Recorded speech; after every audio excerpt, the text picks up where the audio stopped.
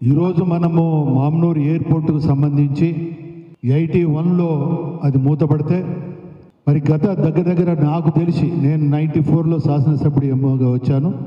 తర్వాత 2000 నుండి నేను అనుకోవడం 2000 కన్నా కొంచెం ముందు నుండి కూడా ప్రజలు ఒక డిమాండ్ డెవలప్ చేశారు. ఎయిర్పోర్టు పునరుద్ధరణ జరగాలి, ఈ ప్రాంతం అభివృద్ధి చెందాలి, ఉన్న ఆజంజా మిల్లు పోయింది, పారిశ్రామికంగా కానీ ఇతర పద్ధతుల్లో కానీ వెనుకబడి ఉన్నది అని చెప్పి ప్రజలలో ఒక డిమాండ్ వచ్చినప్పుడు ప్రతి ఎన్నికలలో కూడా ఎయిర్పోర్ట్ ఒక ప్రధాన అంశంగా కూడా డిమాండ్ రూపాయన పెట్టిన విషయం కూడా మీ అందరికీ తెలుసు.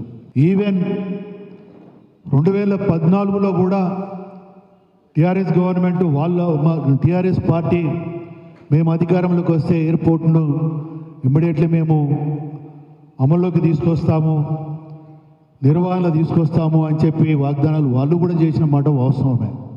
ఈరోజు మనం చూస్తే ఈ మధ్యన జరిగిన కరెస్పాండెన్స్ కూడా జరిగింది. సెంట్రల్ గవర్నమెంట్ అదేవిధంగా స్టేట్ గవర్నమెంట్ మధ్యన కూడా ఎన్నో కరెస్పాండెన్స్ జరిగినాయి. అయితే 2 ప్రధానమైన విషయాలు ఉన్నాయి దీంట్లో. ఇక్కడ ఎయిర్పోర్ట్ ప్రారంభం కావాలి అని అంటే ఒకటి జిఎంఆర్ నుండి, ఎందుకంటే వాళ్ళకు 150 కిలోమీటర్ల పరిధిలో ఎలాంటి నూతనంగా ఎయిర్పోర్ట్స్ ప్రారంభించడానికి వీలు లేదు అనేది ఒకటి ఉన్నది.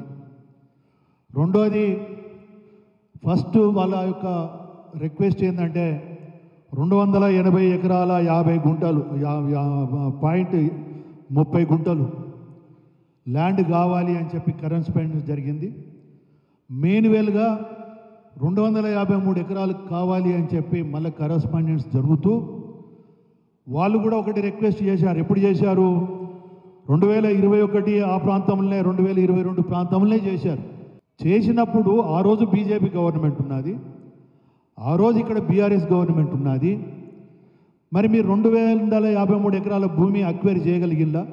కానీ కరెక్ట్ మీరు చూస్తే ప్రభుత్వము భూమి అక్వైర్ చేయాలి అని కలెక్టర్లకు ఆదేశాలు ఇచ్చింది ఎప్పుడయ్యానంటే 17/11/2024లో ఇంప్లిమెంటేషన్లో పెట్టింది.